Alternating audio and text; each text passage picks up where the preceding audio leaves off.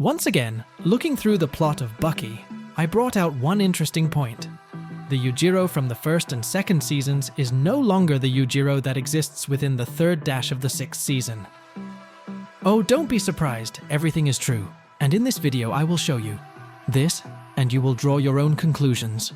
Let's start with the most inconspicuous, namely his face. Well, seriously, look at his face in the first dash of the second season. Emotions all the time. Even pupils are there when he's angry. It's amazing in anime. He looks more alive and crazy.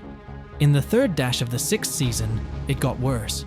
Yes, there are still those moments where his face is normally depicted in certain emotions, but often it is a stone face, like an idiot's. Apparently the animators didn't have enough imagination for more, but I don't really care about that. The juice is in his behavior and character. If earlier, Yuujirou did not hesitate and fought with everyone in a row, accepted any challenge, could even go up against everyone in the arena. He didn't care about the dignity of the character or the rules of the arena. But now, he fights only with the worthy, only with those who have shown themselves in his eyes. Well, of course, he's waiting all the time now for Baki to fight with some guy before humiliating that person, or, as in the case of Pickle, giving up on him altogether, and then just go fight Baki. And the main thing is that the most key change in the ogre's behavior is its softness.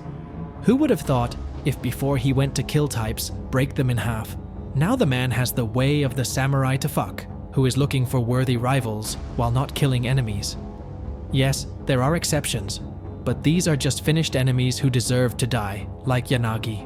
Seriously, if earlier Yuujirou could come anywhere, make noise, kill everyone there and leave, which was invested in his ogre appearance, now if he comes somewhere and there comes to a fight, he will simply knock out the disabled. He will not kill or seriously maim them.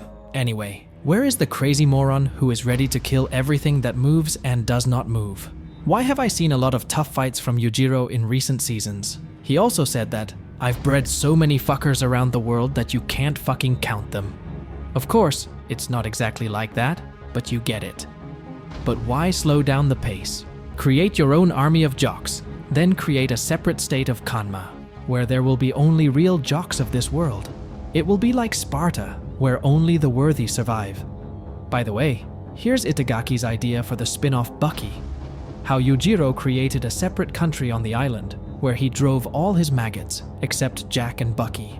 There they fight, develop, and then he comes so cleanly to reap the benefits of fighting the strongest, so to speak. In turn, he left Baki and Jack, let's say, so that they just had something to do all this time while his maggots were developing on the island. This is an ingenious and very cool explanation of why we did not see the rest of Yuujirou's children, although according to his statements, there were many of them. Oh, if I had a connection with Itagaki, how would the work be transformed for the better? I wouldn't even insist on stopping Itagaki's heroin and cocaine use. After all, Baki, the third and subsequent seasons, are very impressive to me. Not in terms of plot, not in terms of characters, but in terms of martial arts and fights. Well, maybe some characters still appeal to me, for example, Pickle. Of course, the first and second seasons are more interesting, but such works as Tanks after the second season are also needed, purely to relax. There is an uncomplicated plot, so also cool fights and power levels, of course, but sometimes they are devoid of logic. Well, everyone has their cons. This is generally a common minus of all anime. Okay, something has moved away from the topic of Yuujirou. One of the main factors by which I judge that Yuujirou from the first dash of the second season and Yuujirou in subsequent seasons are completely different people is that, coupled with a change in his behavior, character, and personality, his strength has increased too much and dramatically. Seriously, if he was strong earlier, yes, but he still won't trample on the state. Maybe he'll take down hundreds of policemen there, dodge machine gun bullets, be faster than an explosion, but he'll still get away from a few darts that can put a whale to sleep. It's really a balance. It's really normal, considering that he didn't expect an attack from under the Tishka. Yes, and even the Orochi could resist him, and even dominate to some extent. But the main thing is that he should be without a back.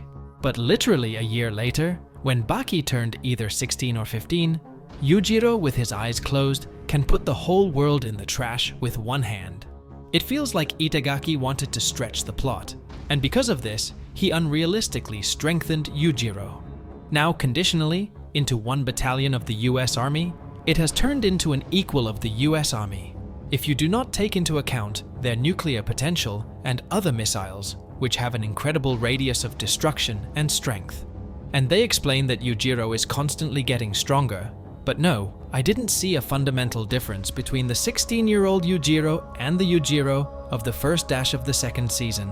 If there was one, it was quite insignificant. In turn, now in a year, he has become a demigod incarnate. Seriously, it has increased several times, and this has not happened before. Moreover, after this one-time gain, there were no more such gains. He began to swim again at this level of unattainable power, but he never made it higher. In general, this nonsense is amazing. By God, it feels like he is getting stronger every day. This is a 0.1% gain to the 99th degree. Moreover, I can understand Itagaki. The manga that he made received incredible excitement and demand, from which huge money appeared and began to buy and order toys on this topic, posters and everything else, from which the amount of money that Itagaki has can be calculated in incredible numbers. Naturally, if I were him, I would also try to stretch the work, and the main characters in the form of Yuujirou and Baki should be put in a more favorable way, that is, to make Yuujirou kinder, which makes him more likable to the whole audience, but at the same time, leave him in the screencast to everyone. Yuujirou has been turned into a kind of psycho who fights with everyone, but is not going to kill for no reason. Most people like this archetype of the character, which made Yuujirou very famous, which is why the number of purchases in business with toys, posters, and t-shirts, where Yuujirou is painted or involved, has jumped very much. I will say this, even if we do not take into account all of the above, the number of copies of the manga Baki sold is 85 million. Let's take that each costs about $10, and that's about how much one volume costs somewhere. It turns out that the publishing house earned about $1 billion. Conditionally, 40% of this goes to Itagaki, and that's $400 million. Yes, these are approximate figures, but it's a lot anyway.